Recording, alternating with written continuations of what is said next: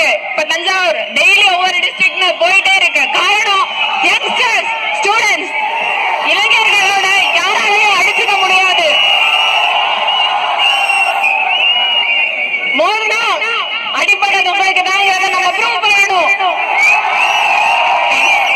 இங்க வந்து எல்லாருக்கும் ரொம்ப ரொம்ப ரொம்ப தேங்க்ஸ். இதை ஆர்கனைஸ் பண்ண தினேஷ் அண்ணா, வினோத் எல்லாருக்கும் ரொம்ப ரொம்ப ரொம்ப